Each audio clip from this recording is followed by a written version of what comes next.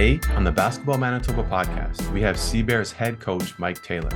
He was born in Williamsport, Pennsylvania, and played his college ball at Indiana University of Pennsylvania.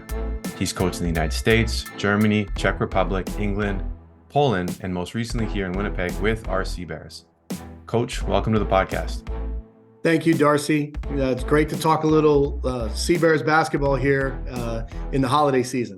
Absolutely. So we're going to obviously talk about the Seabears, but we're actually going to start with your story. And but before we get into the origin story of kind of how you got into basketball, obviously, you know, there was a contract signing and you're going to be sticking around a little longer in Winnipeg. Tell us about that. Yeah, you know, last year was really something special. You know, we put a lot of things and a lot of hard work into, you know, forming the organization and creating it. David Asper's vision, Jason Smith and all the management and everybody. And the way it came together, I don't think anybody could really have predicted. It came together in a short time. And as much as you plan and as much as you hope, you know, the reception from the city was something special. I've had people tell me they've never seen a basketball team, minor league team, you know, received and welcomed like what happened in Winnipeg. Record-setting crowds, you know, you could tell there was a hunger, a desire for basketball in the city, and there's lots of fans. And I think, you know, we tried really hard to connect with the city and connect with a lot of different people. So from that side, I think from, you know, our hard work put us in a good place, but we're so thankful and appreciative for the reception from Winnipeg and what happened. And, you know, I think as a coach, you try to find places where you fit. You know, I feel like I have a good fit with the organization, with the people. I feel like the city itself, you know, is a blue collar city. It's a great sports town. And for me, you know, I appreciate and value those things. And I'm really thankful for, you know, what we were able to accomplish in year one. But, you know, we set the bar pretty high. And, you know, now it's not, you know, relaxing and feeling good about ourselves. It's like, hey, let's be a team, you know, that can sustain success, that can establish itself and really grow and do something special. So I'm really proud of what we were able to do and really, you know, thankful for the opportunity to continue to build. I love to build organizations, build programs. And, you know, I'm really thankful for the opportunity to build the Sea Bears over the next 2 years in Winnipeg. Yeah. No, it's interesting. You know, you said you can't predict kind of, you know, what would come. And before we pressed record, I said, you know, I had a good feeling just, you know, being so integrated in the basketball community here for so long that there would be a strong level of support. Now, I didn't suspect what we saw because I've been following the CEBL for a long time, and I know about some of the other markets. And you know, you see some strong markets, but this is like another level of strong. The support and the attendance and just the whole experience is it was elite when it came to franchises in the CEBL. I think a lot of things came together, you know, like the basketball side, we put together a competitive team, a good team that people enjoyed watching. You know, I think on the management side, people will give the coach or the players a lot of credit, but yeah. I think we have to look at David Asper's vision, trying to build something in the city that connected people from all different sides, all different, you know, parts of town. And I think that, you know, Jason and the management, I think what they did was fantastic in terms of the, you know, fan experience. You know, you go into Canada Life Center and you see a really professional venue. You have just great entertainment at the game. And when you package that with a good basketball team, which is the heart of it all, then I think things are great. But, you know, coaches, players get a lot of attention, get a lot of credit, but we got to give a lot of credit to David and to Jason and a lot of people behind the scenes as well. Absolutely. Yeah, and I know, you know, we're going to go on a little Seabears run here. I get to interview David and then Simon as well. So, you know, just leaning into the Seabears, but you're absolutely right. You know, being someone who's, you know, been behind the scenes, it's the vision that starts the whole thing, right? It's the person that's taking that first step and has that vision. And I know in the early years when there was rumors of this happening and everything like that, that was the most important thing. There was a lot of time spent on that, what it's going to look like, how it's going to feel, who's going to be involved, and did a really good job of reaching out to the local people and community. Like, hey, like I got a call asking my opinion, right? I'm like, yeah, I've been around, but like I don't know anything about running a pro team, but still. And there was a whole group of people that were queried and asked about what they thought, what the venue should be, who else we should talk to, and so Winnipeg is a small community, but it's a very tight knit basketball community, and I think absolutely what the Sea Bears are kind of like. If we get into like a larger a conversation here about the CEBL and leagues in Canada in the past, the CEBL's done a wonderful job of doing exactly what the Sea Bears have done here in Winnipeg, connecting with Canada basketball, growing slowly and doing the things the right way. And I think the Sea Bears, being one of the newest franchises, are kind of an expression of that, doing things the right way, connecting with the community, and truly developing a Canadian product that's unique, and is an expression of what needs to be done within said communities or within the country to actually make it possible, right? And so, yeah, absolutely right. Kudos for the management team and the vision of David Asper, and just everything coming together. And again, like I said, I think I said this off the air, but there's been an increase in the amount of people playing basketball in Manitoba since the Sea Bears. So just that alone, I mean, just from a basketball perspective, and we're going to get into your story. I know it's obviously shaped your life. It's shaped my life. I know it's a very powerful sport, and so if you can have that effect on kids, it's just phenomenal. So very excited. Darcy, that's one of the things that I'm really thankful for and so happy about is you make a positive impact in a city, in a province, where kids, boys, girls, different ages, adults are starting to play. They're starting to pick up a basketball and join a team and get in a league and have these experiences with the game that we love. And I've been fortunate enough to coach in several different countries around the world. And there's nothing better when you can leave a lasting impact of people enjoying the game. And, so I'm really thankful to be a part of what the Sea Bears are doing and the impact we're having. And it makes me so happy to see, all types of kids have opportunities to get in the gym and play and really just fall in love with basketball. So that's really something special that's come along here in the last few months. Absolutely. So we hope to see more of that. You obviously mentioned we're talking about kids here, so it's a great time just to transition into your story and find out kind of how you got into the game. And so I like to ask this question directly. Tell me your earliest basketball memory. Like, what was it? Who was there? Well, so my dad was a coach. That's where it all starts. My dad was an assistant for Bob Knight at West Point at Army, and the Coach K team, and he was on great staffs there. Don DeVoe, Al Balbo, Dave Bliss, just great coaches. And my dad will tell you that Bob Knight completely opened his understanding to basketball to a new level. He went on to get a doctorate at Springfield College. And basically then took over Lock Haven State in Pennsylvania. That's where I was born, in Williamsport. He, in the process of being at West Point and different places, he got to be close with Willis Reed. Willis Reed hired him to be an assistant with the Knicks, so we moved to Long Island. On the way. And then from when they got fired, it was a short run, but when they got fired, they were out for a year or so, but Willis took him to Omaha, Nebraska and Creighton University. So we moved around quite a bit, but it was always around basketball. We were in Creighton for a year. And then we moved back to Pennsylvania, which kind of where I went to high school, Clarion. My dad took over Clarion University. At the time, it was Clarion State College. So my earliest memories are of being around my dad's teams, going to his practices, going to his games.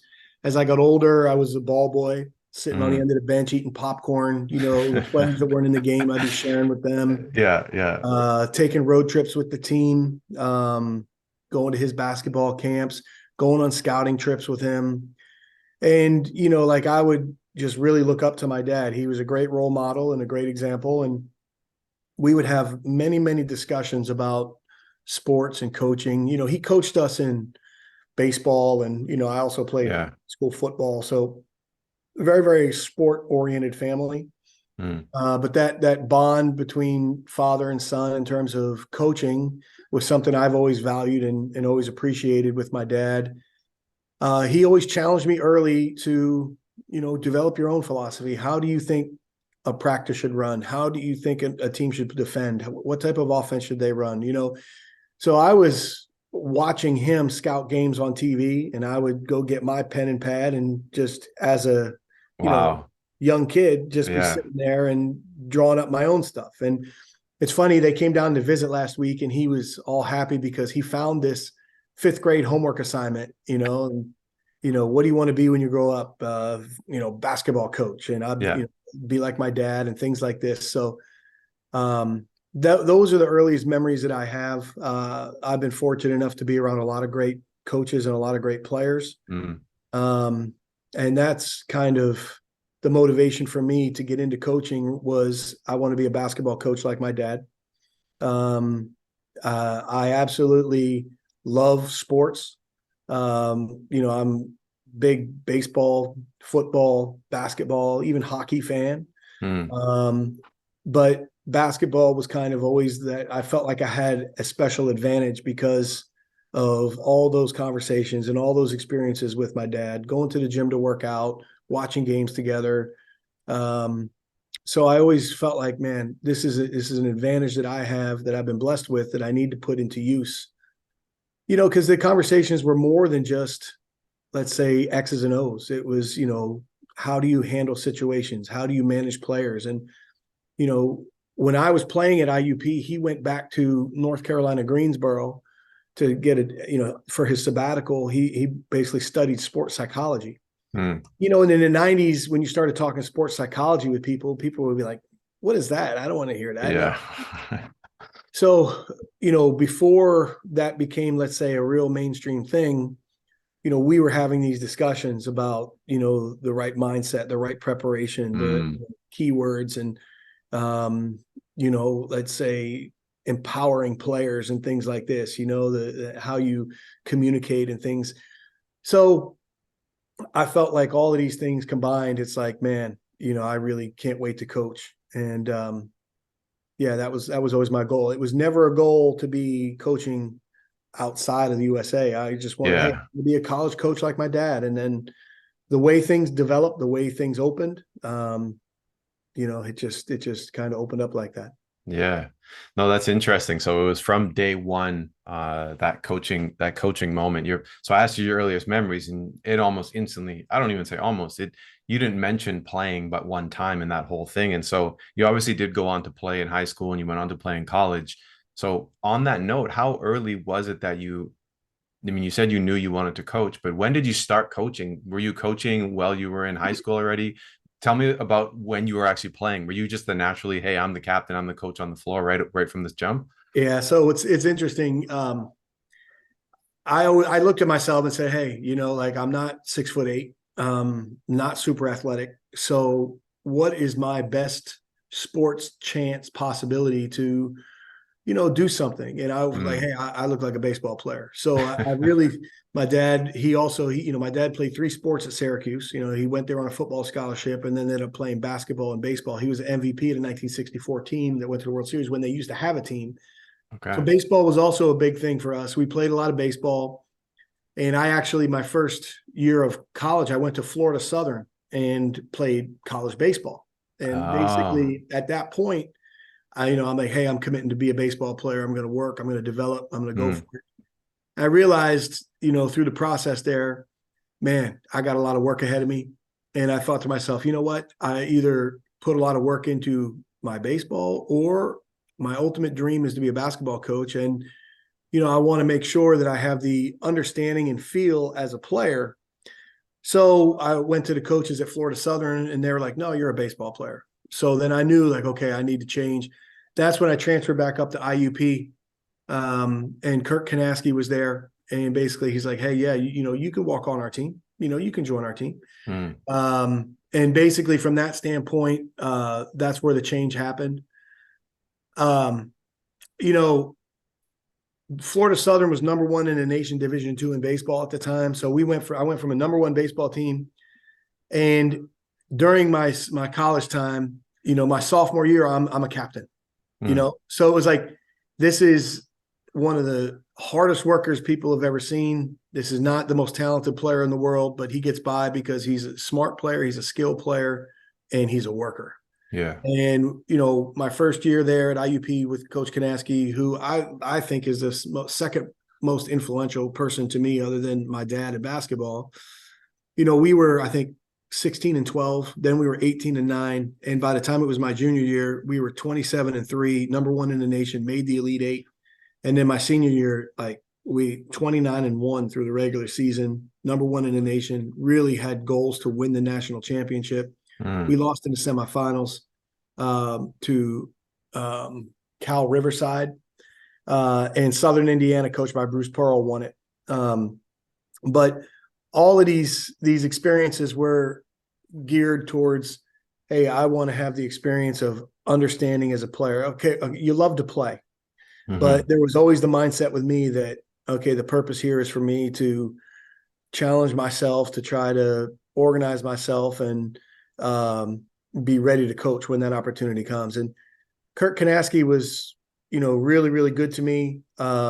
He found some scholarship money for me before the end of my college career. He allowed me to do a lot of things, strength and conditioning programs, design.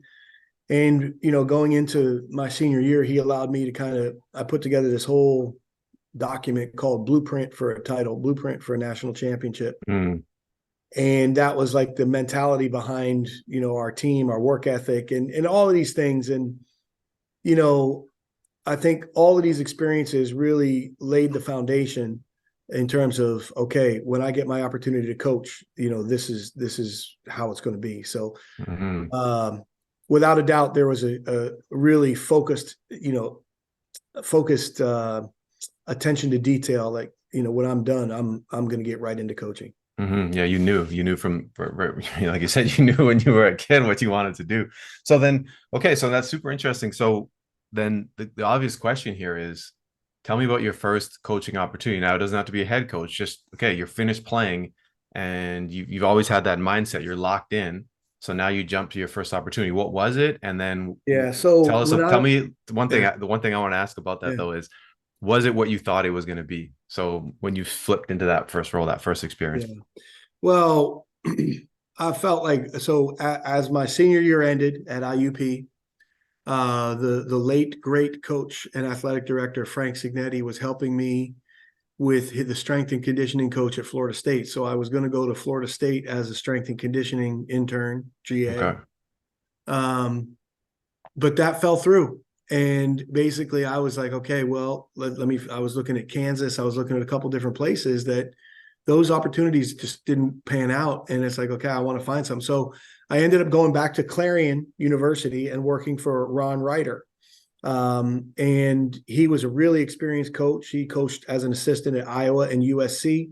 And he was really, good with the flex offense and things like this. And at the time it was everything I could ask for, because as a graduate assistant, I was the second assistant on staff. Oh, wow. Doing everything you can imagine. Yeah. Player development, scouting reports, video breakdown, everything, class checks and academics. And so it was exactly what I hoped it would be. The first year we struggled, but my second year there, we did really well, made it to the conference championship. I had a lot of good experiences. And from there, IUP had an opening and they hired me back. So I got my master's degree at Clarion while I was there. And then I went back to IUP as an assistant for Gary Edwards, who came to IUP from Division I Charleston Southern. And we had a lot of really good teams there as well. So in my 3 years at IUP, more good runs. And it kind of peaked around 2000. We made the Elite Eight again. We won the East Region Championship with an unbelievable NCAA tournament run in Charleston, West Virginia. I think we were seeded 7th and just 3-0, just beat all these good teams, came out of nowhere. And then we ended up going back to Louisville. We lost in the Elite Eight to Kentucky Wesleyan. From there, I went to Pittsburgh State in Kansas. I worked for Gene Iba. So that's the nephew of Henry Iba. And I, felt like, hey, this is going to be a great spot for me. Basically, we went 21-9 and had a really good year. But, sometimes you get yourself into a situation where you just don't really fit with people. And this is kind of the scenario with Coach Iba. He was a lot older and kind of, I don't think, a very, not really like energized or, he was kind of towards the end of his career. And I was basically very, full of energy, up and coming, rise, into it. And there were some things that happened throughout the year that kind of got us on opposite sides. And basically at the end of the year, we both sat down. We're like, okay, everybody's going to go in a different direction. At that point, I was kind of like, okay, let me, find other opportunities in college. Let's see what's going to happen. And, for one of the things my dad challenged me to do was like build a network. And for 3 summers while I was at Clarion and IUP, I worked some summer basketball camps all over the USA. And this is partly how I got into Canada with Mark Walton in Cathedral High School. We can come back to that. But so I'm working all these camps, every place you can imagine: Duke, North Carolina State, Florida, Kentucky, New Mexico, Kansas. Every place there was a really good coach that I wanted to learn from. I would kind of target these guys, and you would have these chalk talks, and so I really had these great experiences for these 3 summers.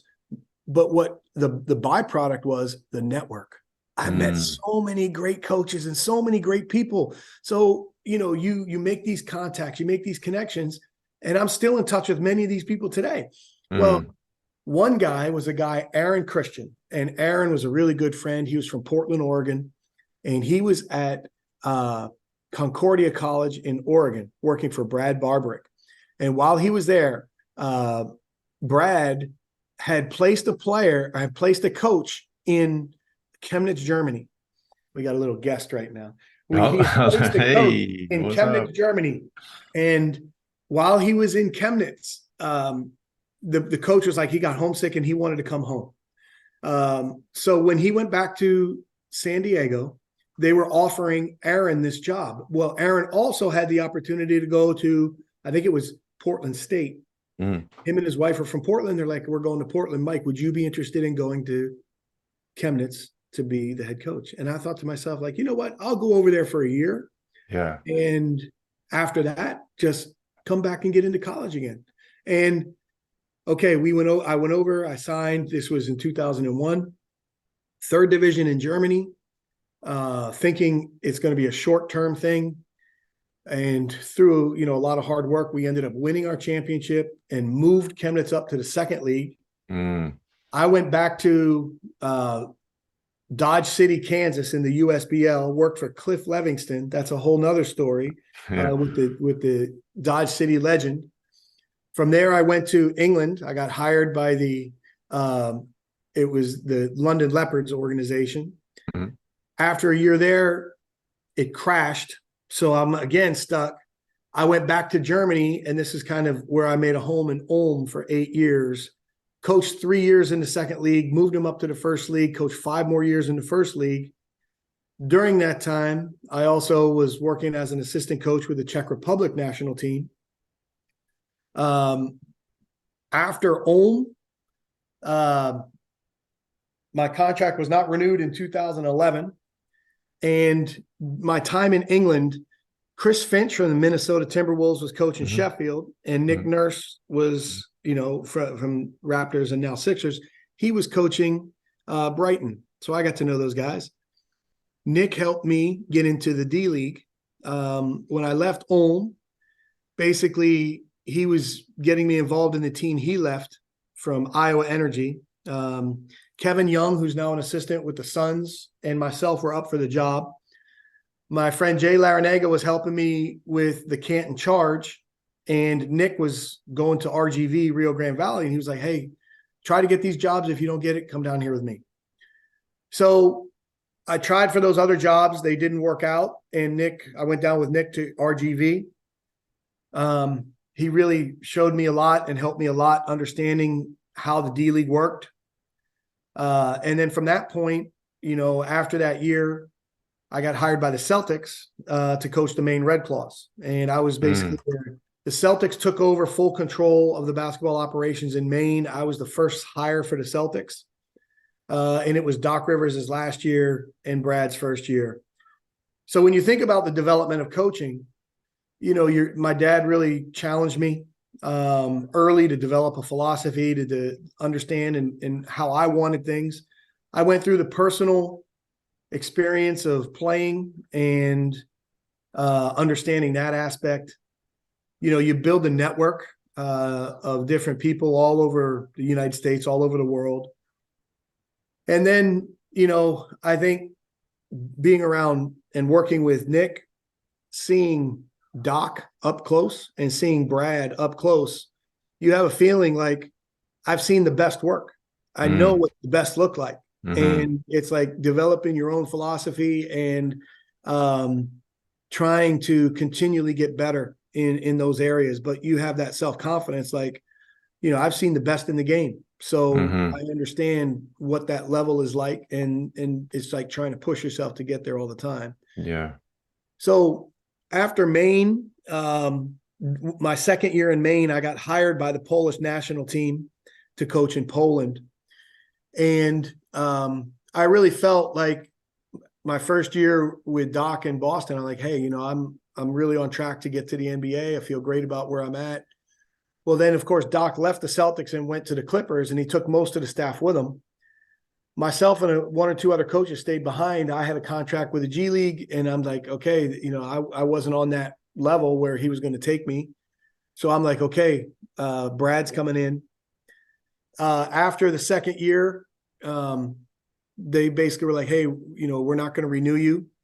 But I was fortunate enough to have the Poland opportunity and basically use that as motivation. Like, okay, I'm going to try to show everybody what I can do over here.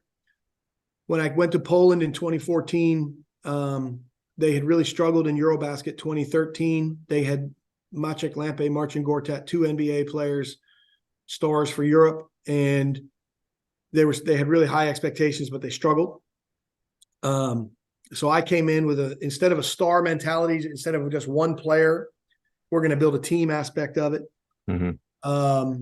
And basically we kind of rebuilt the whole thing. Over the 8 years, we went from 44th in the whole world. We rose to a ranking of 13th. So that's a huge, huge improvement. And then again, what people will probably remember me most for in Poland is the World Cup 2019 in China, where we made the second World Cup in Poland history, the first in 52 years. 1967 was the first one. And then in 2019 in China, we went on a great run and finished 8th. And that was kind of the pinnacle of it. While I was coaching in Poland, I also picked up the Hamburg Towers job and was there for 2 years. We won the second league in Germany and moved up to the Bundesliga. And then basically, I just refocused on, after COVID stopped and things changed. I just refocused on Poland. And then after the Olympic qualifying tournament in 2021, after a great 8-year run, Poland was like, okay, it's time for a new voice. We want to do something different. So basically they paid out the rest of my contract, and that's kind of how I got involved in the CEBL. Kyle Julius from Vancouver reached out. He was not able to coach his team, the Bandits, because of his team in Taiwan, the Formosa Dreamers at the time. He's like, hey, would you like to do this? And I said, man, that CEBL looks like fun. It reminds me of old school minor league in the USA. And the reason that I value it so much is there are very few places in professional basketball now where you can put your system in and build your team and do things your way. Again, I'm old enough to remember the old school CBA, the old school USBL, United States Basketball League, where it was a head coach and a general manager. Sometimes it was the same guy, but the trick was being good basketball, X's and O's, but also being able to know players to keep your roster really good as players leave, come, go, whatever. Mm-hmm. Nowadays in the G League, you have NBA teams controlling everything. So when I'm coaching with the Celtics, I'm running Doc Rivers' offense. When I'm coaching with the Celtics, I'm asking, hey, Brad, do you want me to run your stuff? What would you like me to run? So you're not really having too much of an influence on the roster, and you're also running someone else's system. Yeah. And this is one of the things that I really value about the CEBL right now is the ability to be able to, in an old school manner, run things player personnel wise and system wise in your own way. So, but the whole Kyle Julius contact comes back to the Cathedral. My first entry into Canada, Kurt Kanaski was supposed to do a summer camp for Mark Walton at Cathedral High School in Hamilton. My dad's from, Youngstown, New York, where Fort Niagara is just north of Buffalo. So we would be in Hamilton, Toronto a lot when I was young. So Coach Kanaski was like, Mike, hey, I can't make it up there. I got this other conflict. Would you like to go? And I'm like, yeah. So I went up and did a clinic and spoke at Coach Walton's camp, and we stayed in touch. So as I coached at IUP, I started to really recruit Cathedral, and Kyle was on those teams. We actually signed a player named Phil Martin, who was a really good 6'8" athletic wing forward. We signed him to IUP Division II, but then some other people came involved, and he changed his decision and went to Hawaii. He had a fantastic career at Hawaii, went on to play professionally in Italy. He still lives in Hawaii. But, Mihai Raducanu, there were, Matt Erdman, who ironically is a connection for Scott Morrison, who became an intern for us at Maine, and now Ryan Thompson, who's our assistant coach and assistant general manager in Winnipeg. So all of these guys, it goes back to Cathedral. So that was kind of a really important step for me to get to know all those people, and how it's opened up some doors here in Canada for me. That, it's so interesting. The networking piece of it all is such a key thing. And, you've mentioned some people, I had no idea who they were. Other people I know, like Scott Morrison and stuff, and Erdman, through college, like Lakehead and everything like that. The basketball world's quite small in the world. You find out very much in the world, it's quite small. And if you know one or two people in a country or something like that, you just say then enough names and they'll know those people. Very, very, pretty much one connection away from almost anybody in the network. You find that out when you start. Yeah, it's crazy. You find that when you start traveling and you get outside of, in your case, it was the United States, but you're so close. So the big question I have here, though, is a lot of time in Germany. Do you speak any German? Yes. So I went over there not speaking German, but been in 3 cities. So Chemnitz is the old East Germany, and that was 2001, 2002. They spoke German, Russian than English, not a lot of English. So I took some classes there, but it was more fun. I went there with our American player, Sly McIntosh, my guy. And basically, we had a person who helped the team, Jens Kunze. And Jens basically was a teacher, and he, helped us start to learn. Like I said, it was more fun. Yeah.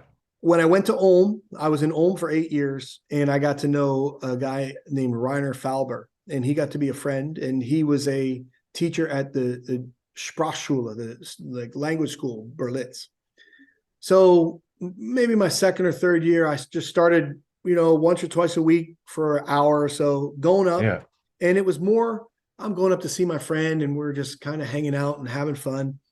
But I started to, pick up more and more German. And the team helped me. Like after games, they would bring me to the middle of the court and give me the microphone, and I would try to speak German. And I liked it because it was, I said I spoke witzig Deutsch, like funny German, because I would say funny stuff. People would laugh, and but it was like people appreciated the attempt.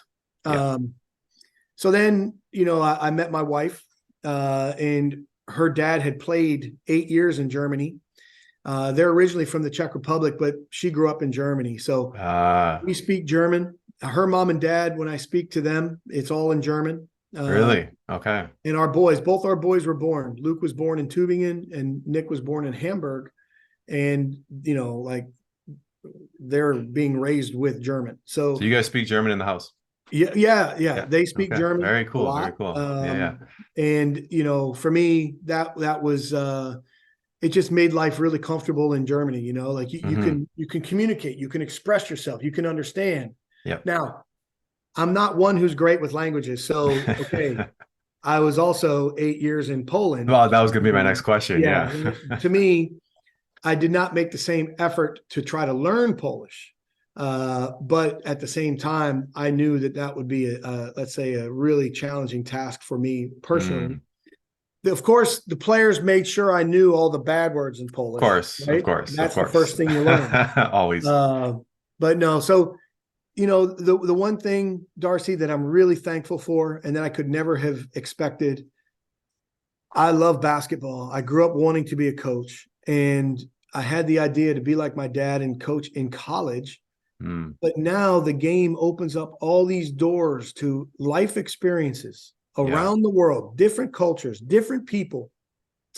So the way basketball has helped me to broaden myself is something special and something that I'm very appreciative for. So, I have basically, like I like to say, friends for life in all of these different spots that I've coached, all of these different countries. And, like I'm very thankful that it was basketball that kind of helped open these doors. Yeah, absolutely. I've heard this story so many times, obviously speaking with so many people. It's the experience that I have as well for myself. I mean, you can say this about many sports, sports generally open up the world, but basketball is we're very biased here, but basketball is a very special sport. And I said this before, but I think there's a reason why. I know it was someone's marketing campaign, but the ball is life thing. I mean, it worked for a reason. You know what I mean? Like it's truly can be a lifestyle. I got to ask you this question though. So you've coached obviously, all over the world. I've heard some crazy stories from people who have played overseas of fans or just crazy things that have happened. Can you just tell me, some of the more interesting or, crazy, for lack of a better term, stories with regards to things that have taken place and it doesn't even have to be in Europe, because I know you've done minor league stuff, just generally speaking, basketball world, but maybe something that North Americans would be surprised to hear about a different cultural element of the game or anything. I have like so that. many, but I just got to try to pick the ones that are coming to mind right now. Yeah. Again, let's go back to my first year in Chemnitz. We used to have morning shoot around, and guys would be at these baskets and we would finish with free throws, and I would let these guys. We had a rule: you could do anything to try to distract your teammate. You could do anything, but you can't touch them. Right? You can't touch him. You can't disrupt his shooting motion, and you can't touch him. Yeah. So these guys would be doing crazy stuff to each other, firing balls at each other, crawling between their legs, doing dances, all this stuff. So, we were 7-4 at Christmas, and we basically won 11 straight games. And on this 11 game win streak, we went to Bayern Munich, and we were playing Bayern Munich. This was before they became this big European power basketball club. This was just a German small team at the time. So we're playing Bayern Munich, and we have to win this game. This is a must win. So this guy I told you about, Sly McIntosh, I coached him at IUP. I had him in Dodge City. I had him in Chemnitz. I had him in London. This was one of my close friends, and I coached him a long time. So he's at the free throw line late in the game. Some crazy fan runs out of the bleachers and gets on the baseline. There's no security at these games. Yeah, of course. So Sly is at the free throw line going through his routine, and here comes this fan on the baseline, jumping around, dancing, lifting up his shirt, doing all this crazy stuff. Sly's just like, okay, I see this every Tuesday, Thursday in the morning shooting around, boom, boom, boom, swish, swish, we win. So that would be one I can remember. Another one, we were in Ulm playing in the second league, and we went to a small town. I can't remember the name of the town right now, but it was in Bavaria, close to Old East Germany. I'll try to think of it as we talk, but we got to this old gym and there was a soccer tournament, indoor soccer tournament. This is the middle of winter, right? So there's snow everywhere. You know, it's a regular day, long bus ride to get there. And we open up the door and it's like, okay, you got to wait to warm up because winter, we pull up, we open up the door. There's this big soccer tournament. You guys got to wait to warm up. Okay, we wait. We're sitting on the bleachers. Tournament ends, fans clear out, guys are in the locker room getting changed. Some worker comes out with a can of Coke, a bottle of Coke, and a broomstick. And this is one of those fake floors. It's not a wood floor. It's one of those, like those rubber. Yeah. This guy, instead of drinking the Coke, starts pouring it in front of him as he's walking with the broom, right? So he's pouring the Coke on the floor. He's wiping it up with the broom. And now the floor's sticky again. Like this was the idea of, all right, let's take care of the floor and get ready for the basketball game. Are you kidding me? Wow. Yeah, I mean, wow. So many little stories that pop into your mind.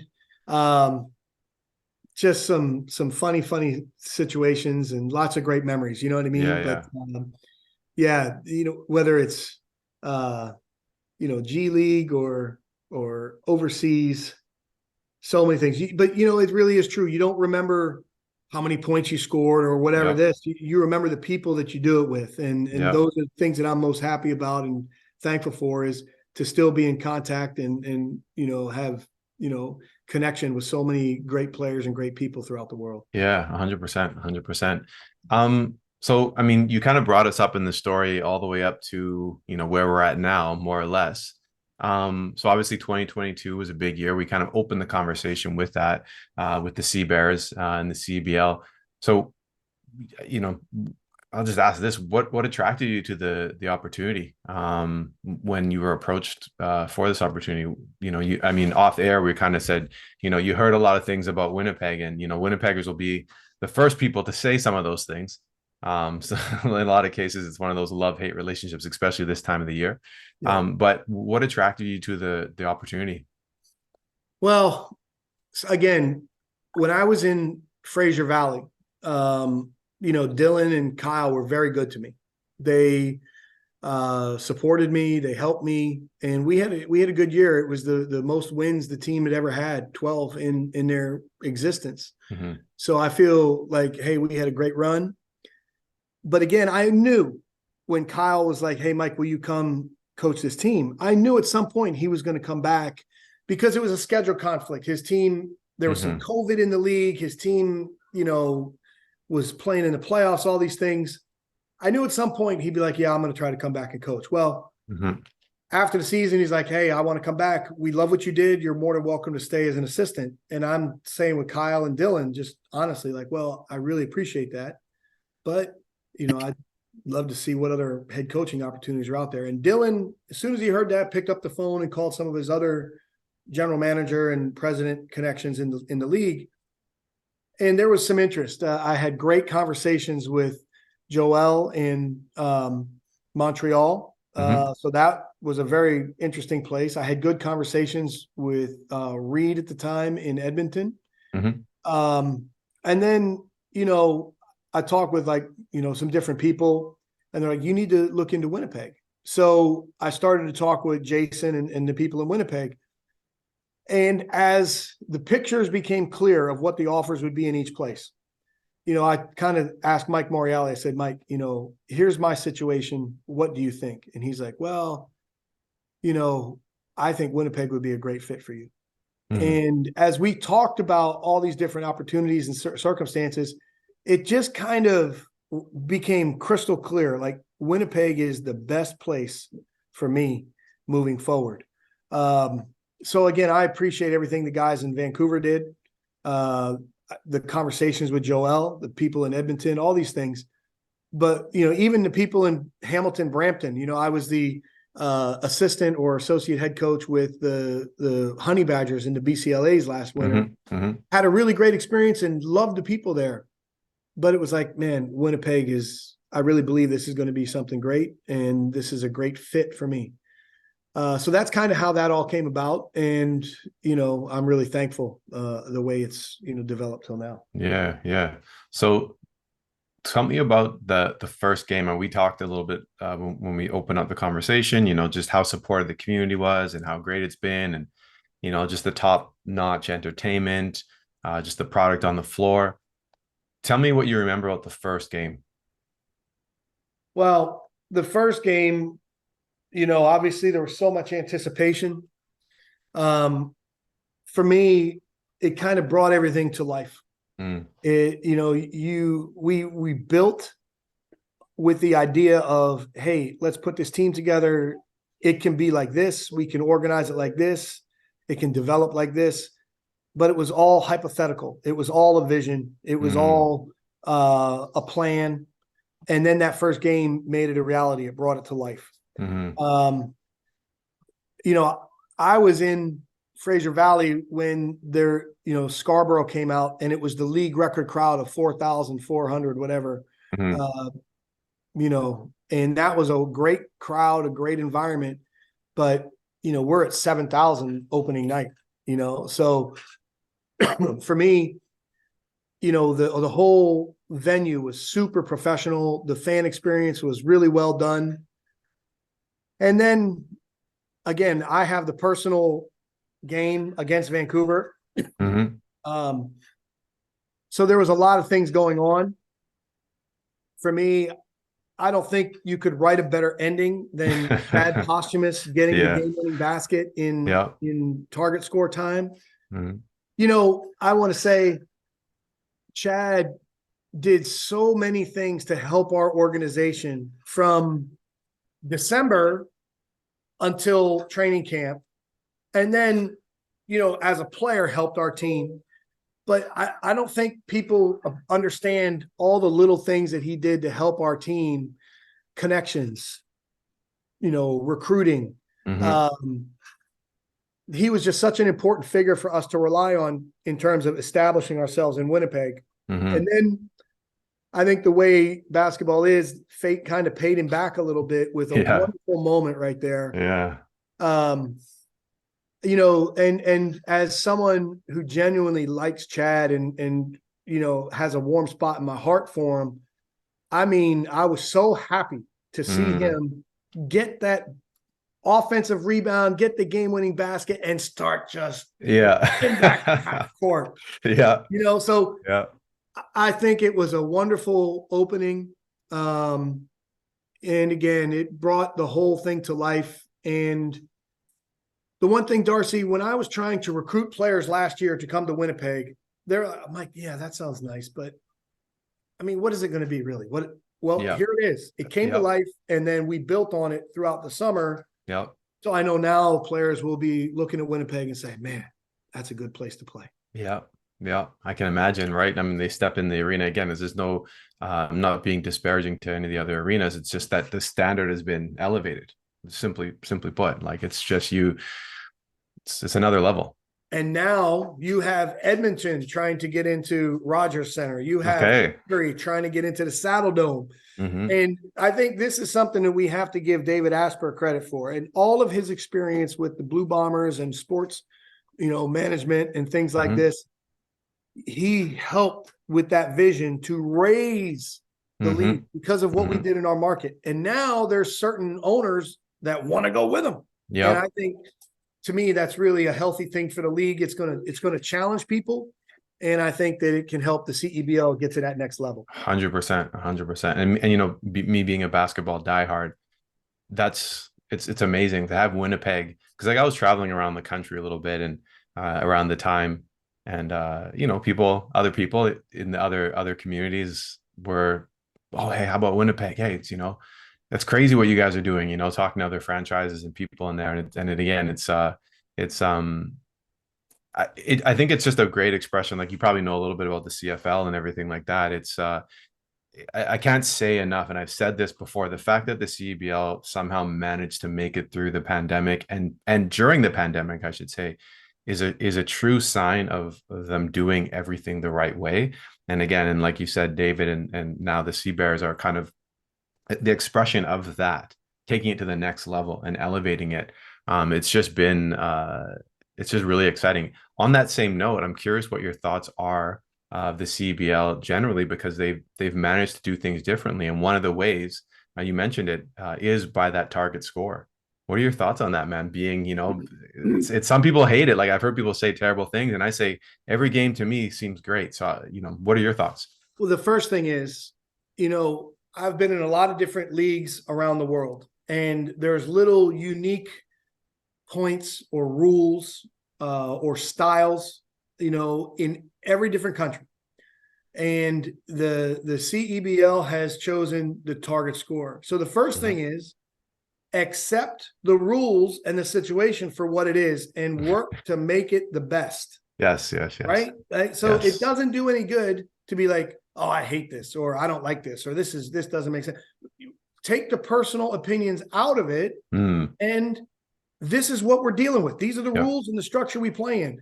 Now, why will you hear coaches say that? You hear coaches say that because coaches have less control at that time. Yeah. Now, you watch the NBA games, and here's a coach calling a timeout. He's drawing up a set play. Then there's a foul. And then, there's an offensive a rebound from the free throw. They call a timeout and advance the ball. So, it's like the last 2 minutes of an NBA game take like 15, 20 minutes. You know what I mean? So, okay, I understand the whole mindset, but what you give up from a coaching standpoint, you give up the ability to really impact and control the game by making sure you get the shot that you want, drawing up that set play, advancing the ball, controlling these different aspects. So coaches give up control. The second thing that can happen or may not happen, when you go into target score time with 4 minutes to go in the game, the main thing, you could theoretically score on 3 straight possessions, hit 3 threes, and it's done. Now, 4 minutes and 3 possessions, you're giving up a lot of regular game time. So the thought of you're going from playing a certain way through 36 minutes of the game, and then the last 4 minutes change. What realistically happens, though, is players change their mindset. They change the way they play. It's like, I've been doing certain things for 36 minutes to be successful, and now it's target score time. I want to make the big shot. I want to make the hero shot. Yeah. So this is the key mentally with your team. Coaches, you give up the control, build your team, help your players to know how to play together, and trust your players, right? Let them figure out how they're going to win the game and play smart together, okay? The main thing is the shot selection and the type of shots that you're creating as a team. You should not change the way you play. You should focus more on execution and precision. For sure. Yeah, no, that's interesting note about the target score, and you see that take place. Like the mentality shift, you can see it, like literally see it take place on the floor. And I guess, like you said, there's a little bit of control that's given up, but a lot of that coaching comes into play, and the coaching that you do not during the game, building that connection with the community, with their players, building connection with the team, having the understanding of like how we're going to approach these last parts of the game is super important. So on that note, speaking of your actual coaching style, I don't know if you can tell us a little bit about that. I read somewhere in doing my research here that you're relationship based, but just tell me, when you let's focus on this team. When you had the first practice, the first interactions with your players, what are the things, your values that you really focus on when you're starting to build a team and make these connections with the players?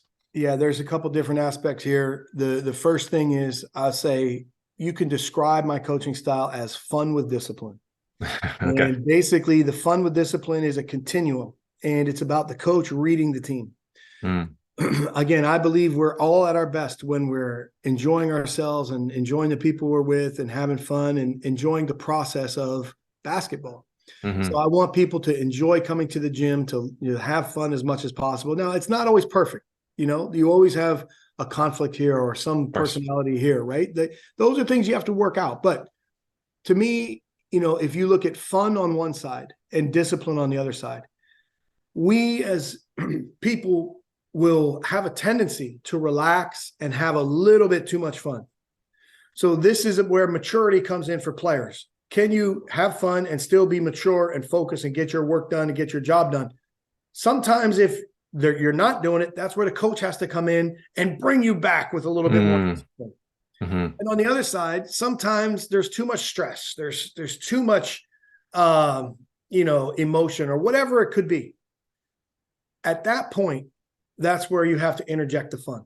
So for me, it's reading the team and fun with discipline. And I think bringing that together is the skill for my coaching style. Now, when you talk about relationship-based is, all right, every player, every coach, everyone brings something special to that team chemistry. Mm-hmm. And I want our team to value everyone. So you can be a star player like Teddy, or you can be a U Sport player like Tyler Sagal. And we are trying to find ways for you to help the team, to improve your situation, to grow your role.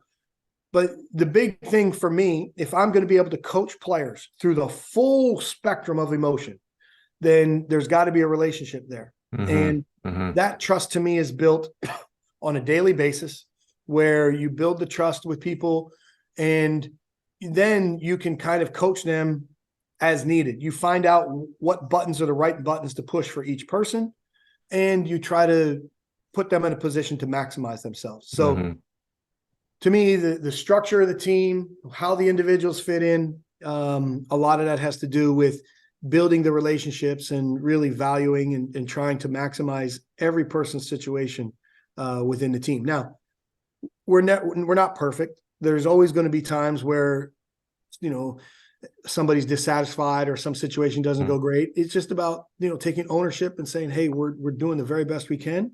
And we're going to try to do you right. We're going to do everybody as best we can to try to do people right throughout the course of the season. So, over my years, in terms of building a team, I have this whole structure, but a lot of the things, we basically break it down into three. We talk about concepts of be the best version of yourself. And those would be the things that don't take talent. And we talk about be the best team. And these are the things that, that we talk about within that part are things like playing positive, emotional discipline. We have a list of things we talk about. And then the third part is be the best when it matters the most. So again, if you have everyone trying to be the best version of themselves and everyone trying to be the best team together, then that puts you in a position where you really have a chance, in those season deciding games and season situations, be the best when it matters the most. So these are some of the things that we talk about with our team. And again, I think the guys can appreciate the structure. Myself, our coaches, I think we're very good communicators. And, I think that the players know, like, hey, these guys, they really care about us, and they may not always agree with the things we're trying to get done. But we're trying to make the right decisions, as best we can for the team, over and over again. Yeah. 100%. So, I mean, and I'm curious what your thoughts are on this, because, we're talking about specifically your philosophy with the players, with the team. You mentioned a big part of your whole journey was doing coaches, camps and clinics and things of that nature, kind of working within the community. And we talked again early in the conversation about how, Winnipeg has just come out and supported. And now I know, in speaking with, Jason and other people at the Seabears and Adam with Basketball Manitoba, that the Seabears are really keen to get even more involved in the community and doing community outreach and things of that nature. So, why is that so important to you? And then again, the big question is do you feel that that actually contributes to the success of the team? Well, the first thing, one of our goals when we first started talking about, okay, what do we want the Winnipeg Sea Bears to be?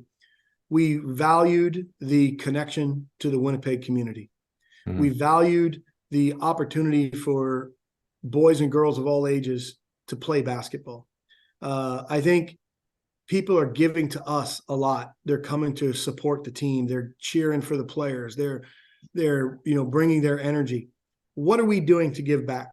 It's got to be a two-way street. And I think, for us as coaches or players, a great way to express your appreciation and thankfulness is being involved with these, Seabears Summer Series or the Winter Series. I think that all of these things are ways to build connection and build relationships. So for me, I think that's the first part of it. It is a very important part. It's an important piece to help people have fun with basketball and build the personal relationship. Again, it's consistent with the relationship-based coaching. You go into the city, you go into the town, and you build connection with people. Hey, you know what? I brought my son or daughter to the Seabears Summer Series. I like the coach. I like the players. Let's go see them play. And I think it's just a healthy way to build that connection and develop it. The second part, does it help the team? I really believe it does. Because in our Seabears Summer Series, for example, we had different age groups on different days. So there were a lot of kids, boys and girls, that came through those gyms and got firsthand. They got a chance to see how big Chad Posthumous was. They got a chance to shake Teddy Allen's hand. They got a chance to see all of the Seabears players in person. And then when they go sit at the Canada Life Center, oh man, this was the guy that was doing rebounding drills with me. Yeah. So I think that's great. But for what it does for the players, they have the feeling that they are actively giving back to younger generation, helping younger kids.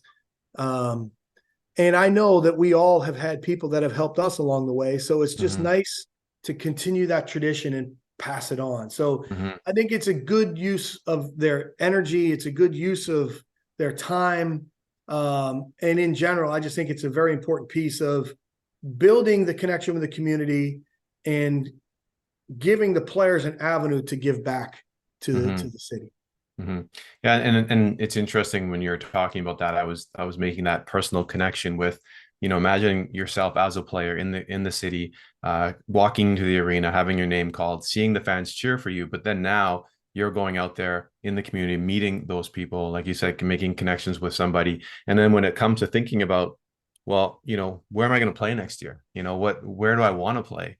And making those connections not only makes you feel accepted, but it makes that place that you're playing in a community that you feel welcomed in, because you're not only just, it's not that they're just cheering for you. Hey, they're supposed to cheer for you when you do well, but now they're actually talking to you, and you're having that it's a two-way connection, right? In the other case, it's kind of a one-way connection, and this builds that. It's a very human element to the whole experience. And Darcy, that happened on a very high level this summer in Winnipeg. We would see our guys on the streets. We would see our guys. We took them to a Gold Eye game. We took them to the Bombers game, and people were really happy to meet them, happy to see them. Our experience of, being downtown, walking here, walking there, very, very positive. And again, the relationship and the energy the fans poured into caring for our players. To me, I think it's something special that I mean, you can have it in other cities, but I just think it was on a really elite level here in Winnipeg for last summer. Yeah. And I think it's interesting. So my mom's a big Blue Bombers fan, and she was telling me, I don't know, she was explaining how the league is reformatted. So they're playing everybody again, and they made some changes, and she was all excited. She saw a player while she was shopping, and she was all excited. She doesn't really like basketball, even though she watched me play my entire career. But that said, where I'm going with this is that's kind of what I see taking place with the Sea Bears. It's only been one season, right? The league's only been around for a handful of years. See, the CFL has been around for like 70 years or something like that. And so it is really just everything you're explaining here and telling us about the way that the community is accepted. You not only just like showing up to the games and cheering, but then when you're out and about just doing things, it's a huge indication of where the city is and what the future is going to be bringing with regards to obviously the CEBL as a whole, them continuing to grow and do what they do, but here locally in Winnipeg, again, like I asked you how you felt when the first game happened. For me, just being a diehard here, I went back and imagined, like, man, if I was a kid growing up in this time, it would have been amazing. Like, your perspective and just that joy that you have, and so this whole experience with connecting to the community, I know that there's kids that have experienced extreme joy, and again, that have started playing basketball or have said, I'm going to play basketball, or they're picking basketball over other sports just simply because of the great work that has been done by you, the front office, and obviously we talked about David Asper's his vision, and everyone else who supported the franchise and players, everything. And so looking forward into next year and future years, when it comes to off the court, on the court, what are some of the things that you're looking forward to this coming year and into the future? Well, I think that last year there was a lot of possibilities, or let's see how this may be this way, as I said, and there were a lot of unknowns. And this year there's a clear picture, there's experience, there's like, hey, this worked, or let's get better at this. So I feel like that we all, on the floor, off the floor, in the city, we have, let's say, a better idea of, all right, this is what's realistic, and this is some of the things we can achieve. We can do this better. We need to continue or build on this. So I feel like the Sea Bear Summer Series was great. I think that, my early discussions with Jason, there are some other really fun and positive things I don't want to get into, but I think that there are some creative new ideas that are going to put really positive perspective on the Sea Bears, and people will say, hey, this is a really good thing. Obviously, in terms of building the team, it's about, continuing to compete and grow the organization so that we put ourselves in a position to win a championship. That doesn't happen overnight. But we significantly helped ourselves by, starting in a great place. So now it's like, don't just be comfortable and rest. No, try to get better, work to get better. What areas can we improve on the floor, and, work as hard as we can together to see that improvement. And then off the floor, finding these different ways that can really grow the connection and really, help people understand that the Sea Bears are a family style organization that are great for people from all backgrounds around the city, really bring Winnipeg together, and just continuing to show, like, hey, this is what the Sea Bears are. This is who they are. It's genuine. It's real. There's good people, and it's a really great thing for Winnipeg, So I think Winnipeg itself is a great sports town. You have the big leagues with the NHL. They understand what the highest level is like with the NHL, especially hockey in Canada. Like that's it. And then, in terms of the Blue Bombers, what the Blue Bombers tradition has established, we have some great role model organizations right there. And what we're trying to do is establish our identity, fit into the environment in a positive way. And I think that people can see, like, there's a really positive place for the Sea Bears in Winnipeg and the CEBL.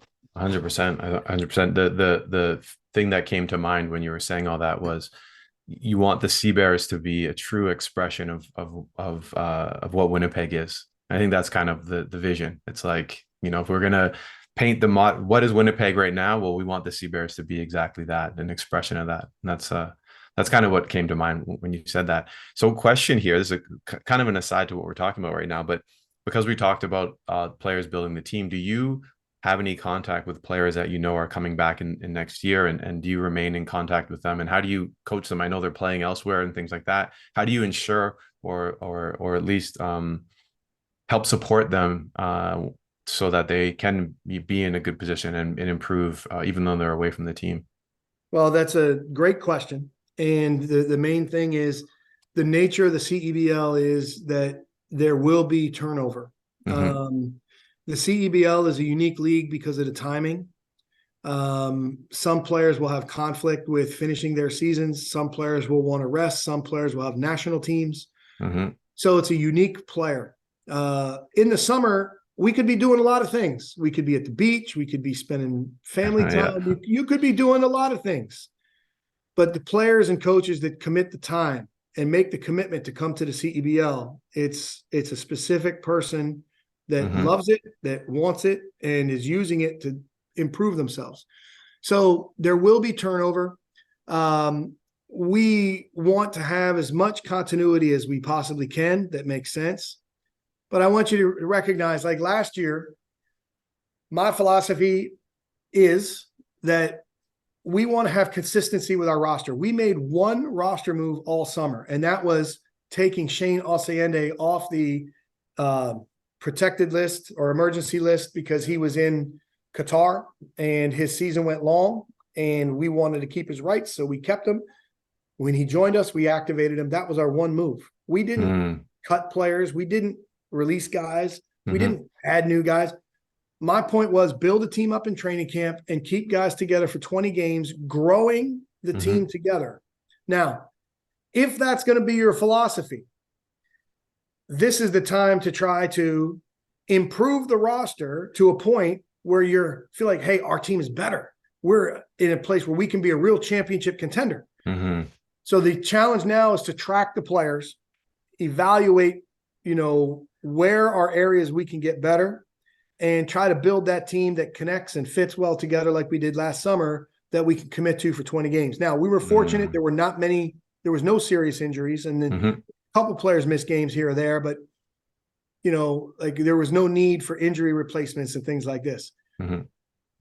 So we will continue to track all the guys, whether they're playing U Sport like Simon or Tyler, whether they're playing in Europe, overseas, and we'll evaluate our players, and then we'll evaluate some players throughout the CEBL that we like, and try to put together the best roster we can. Now, I also want to say, like, for example, Teddy Allen, who was a fan favorite and was so important to our success this year, he went through a difficult time after the MVP season. He had high expectations. His agents originally were aiming for an Exhibit 10 two-way contract. When those didn't work out, it was kind of mismanaged a little bit. So Teddy changed his agents. He's landed now in Leicester, England.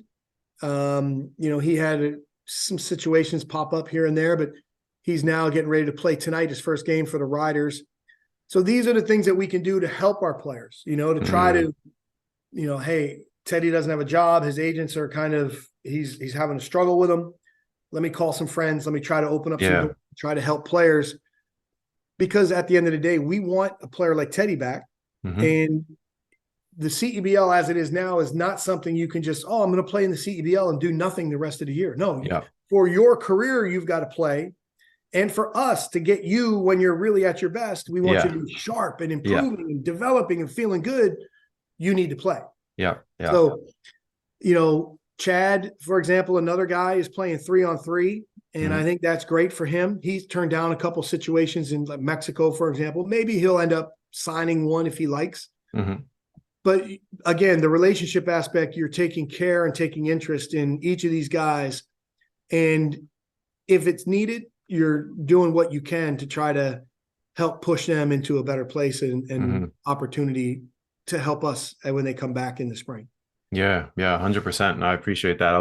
that just came up to me later. I'm like, I got to ask this question because again, some people don't know this, everything you said about the CEBL, but anyone who knows basketball knows that this is a spring summer league, and there are those challenges with players and things of that nature. So just looking forward into the future of the CEBL, do you see a future for this league that it could exist in a more traditional sense, or do you think that this is kind of the way that it'll be, for at least the short term? I think for short term, it needs to stay in the spring, the summer. Mm-hmm. I think you could maybe extend it or shift the season a little bit. But what I like about it is the uniqueness. The only other real basketball going on in that time frame, NBA Summer League and a league in Puerto Rico, for example. Right. So, these are the leagues that I think at that time have carved out a niche. And for us, it's just continuing to build on it and grow on it. I think the league has to grow and develop. And if they ever decide to make a change to a traditional season, it's got to be several steps away from here where, you're able to really pay, the 10-month salaries of players or things like this, So I think those are questions for the future, but for right now, we've got a great thing going. It's unique. It's fun. And again, you can see that it's really moving in the right direction in places like Winnipeg and Calgary and some of these other places. I think the Western Division teams are really doing great. And then I think that hopefully some of these Eastern spots can pick themselves up as well. You've got Scarborough, Montreal, Ottawa, some of these places doing really well. You hope that Brampton can really establish itself this year. And I should throw Niagara in there. Niagara is also doing a very good job. So it's not fair to say all the Western teams are doing great. Eastern teams are not. That's not correct. No. But to be specific, you hope some of the teams that need a little boost can find it over the next few months. Well, I'm just curiosity wise, I'm like, what's the next franchise going to be, and when's that going to be? I'm pretty close with some people in Victoria, who've thrown that around. I've been involved in the Olympic qualifying tournaments that they hosted out there, and some of the group there, and I know that would be, in my opinion, the last 3 years I've been there would be a really nice market for the CEBL. Got the right size arena and stuff like that. But just curiosity wise, I'm very curious to see what the league's next moves are with regards to expansion and where those franchises pop up. Because in Canada, as you know, there's only so many places, right? There's only a few other places left, really, if we're being honest here. I know there's a lot of talk about Quebec City because of the arena. They had the Quebec City Clash, which everybody was really happy and positive about. Victoria, I've heard many good things about as well. Josh Reddy on our staff is, he was at UVic for a while, coaching, and he said many, many good things about Victoria and the potential there. There's always the talk about Halifax because Halifax has, such good basketball tradition and things like this. But, I want to say, okay, when I was in Vancouver, we played out in Newfoundland, and Newfoundland obviously did not last. The problem or challenge with the Maritime provinces is that some of these other Canadian leagues that were not quality or not up to standard have, we have to help people understand that we are different from them. Yes. And, this is a really quality league. It's connected with Canada basketball. It's professional. There's no unpaid bills and outstanding bills that are left within cities and things. And the whole professionalism, the whole standard of the league is different. And I think that's a little hurdle to overcome in some of the maritime provinces. Because those leagues, I like to say that old school USA minor league basketball, particularly in the ABA, not the classic ABA 1970s, the recent ABA in the early 2000s, there were some shysters. There were some guys that were crooks. And from that standpoint, you can see some of that stuff in those maritime provinces. Yeah. No, for sure.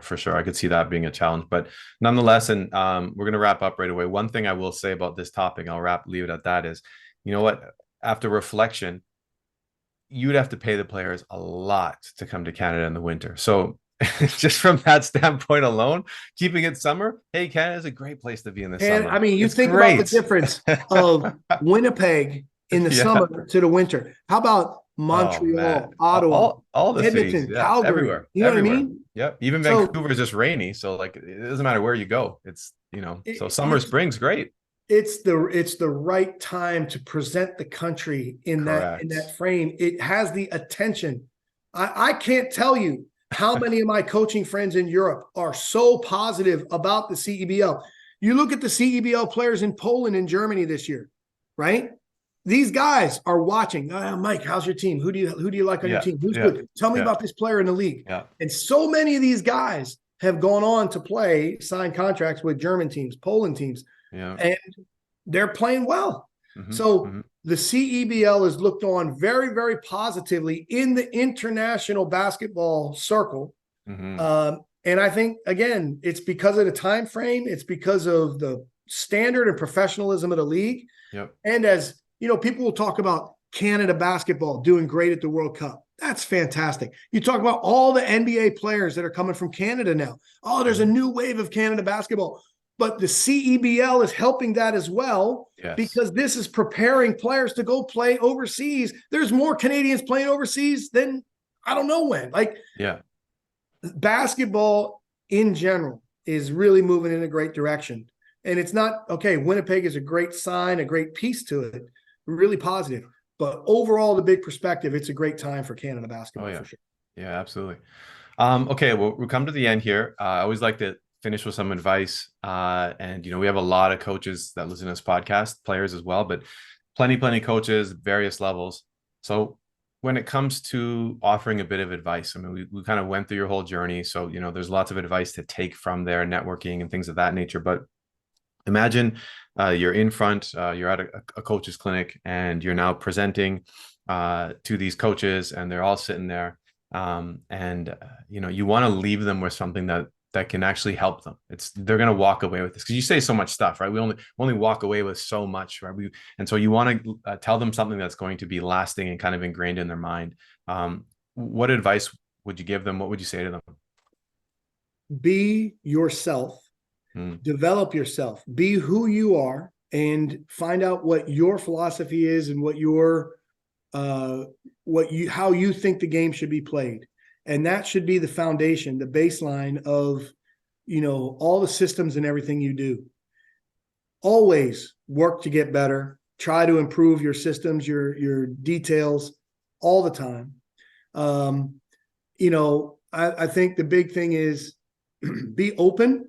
A lot of coaches aren't open to other coaches or other people. I think that at the end of the day, we should remember that basketball is basketball. It's not the only thing in the world. That, we should share, and we should talk, and coaches should cooperate, because, like, for example, the number one sport in Canada is hockey, right? Basketball is still a minority sport.